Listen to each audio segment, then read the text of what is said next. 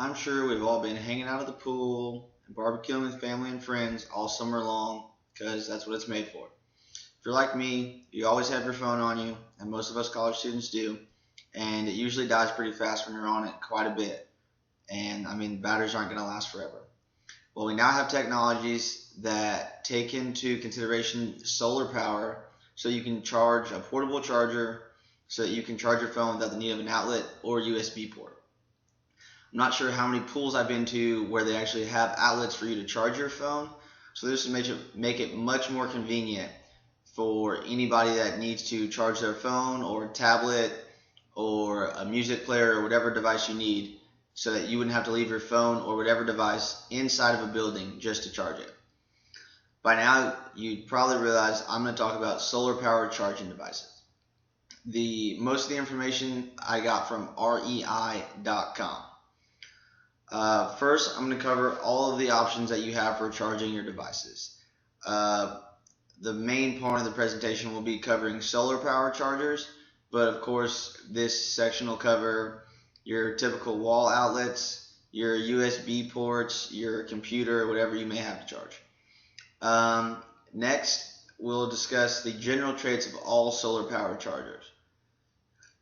And to finish up the presentation, I'm going to talk about things that you should consider when you're going and actually selecting which charger you may want to use. Now to cover your everyday chargers and maybe some options that you didn't know that were out there and available to you. Of course, we all know about the wall outlet. It's the fastest way that you can charge your phone or device. It's the one that you've probably always used since you've had a phone, or it's the most common way, clearly because of the abundance of wall outlets that we have in houses and apartments and other places like that. Some more ways that are pretty common nowadays are car chargers and a USB port that may be on your computer, or some cars nowadays come with USB ports. These are the second fastest way that you can charge your phone. And then now we can start getting into some options that probably not very many people in the world use today. First, we have solar power, which we'll talk more about later on in the presentation. And then there is kinetic motion, which is a very kind of a complicated one. And then last is hydrogen fuel cells. The last three of those are used for off-the-grid charging. So this would say, like, if you go camping or you're out on a ranch or whatever and you don't have accessibility to a wall outlet or USB port or one of the other ways, these would be the ways that you would charge your phone. Solar power is the most commonly used of the three, because clearly it's a lot easier to use. The sun's always up 12 hours, 14, 15 hours of the day, so it's very easy to control the energy and be able to use it. Now we'll cover some specifics of most solar chargers. Using solar power isn't something that's new. It may be something new to charging devices, but a lot of people for many years now have used solar power to power their homes, to lower their utility bills, and in some places they even get so much power from these grids that electric companies will actually pay them because their bills are so low. So it really helps out, and it's going to work much same for your phone, except it's not going to lower your phone bill, which is kind of a letdown.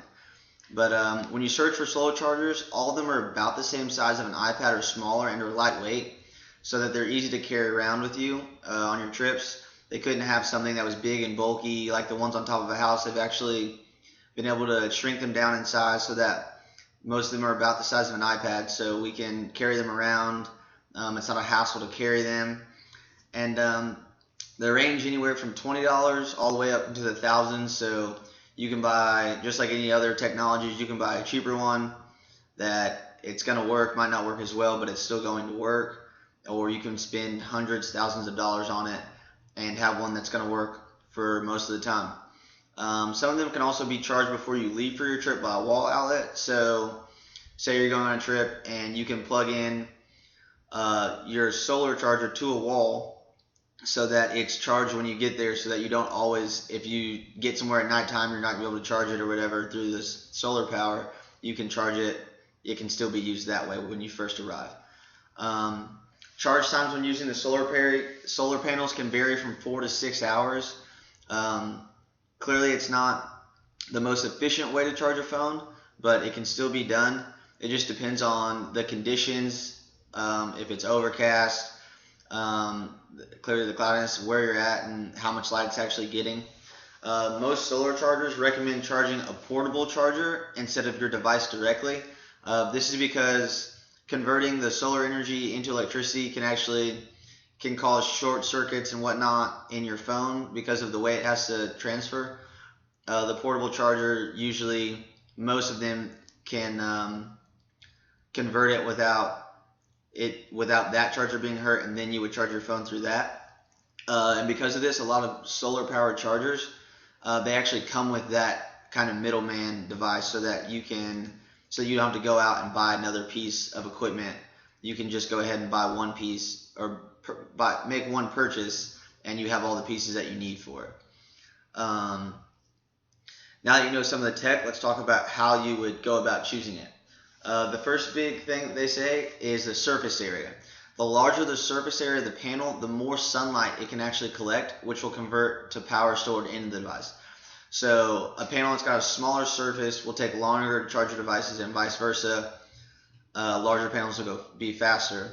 And because of that, larger panels are better for cloudy or overcast days, because there's less sunlight coming down, but a larger panel will collect more of the sunlight than a smaller panel would, so it's better to use that on a cloudy day.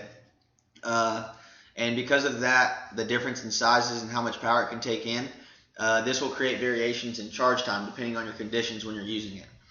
And then the output capacity. This is measured in watts, and the higher the number, the more electricity is generated at any given time frame. So if you buy a solar panel that has a 200 watt rating, that versus a 400 watt rated the 400 would generate more electricity. And then you have the rigid and semi-flexible. The semi-flexible panels can fold or roll up so that when transported they take up less space, and in most cases they have a greater surface area, because it'll be like two panels facing each other, and then you open them up so that they'll have both sides would have a solar panel on them instead of just the one if it was a rigid panel. And since the shape can be somewhat modified or changed, it makes it easier to hang the object on a car window or on the outside of a tent if you're camping, so it's easier for it to charge. Hopefully this technology of the future, it would be a great way to change a lot of the things that we do and not kind of rely on having to be at home. This generation really loves being on their phones and their devices. So if we had a better way to charge while out camping, maybe it could get us away from always being on the internet and whatnot like we are now. And if this hopefully kind of helped you decide to kind of go with the trend and get out of your house and go out there and do other things. First, we discussed different ways to charge your devices and find out off-the-grid use. The solar power is the most common. We then talked about solar chargers in general, and come to find out that you can get them at a very affordable price or kind of a very steep price if you can afford it. And we finished with things to look for when selecting a solar charger of your own.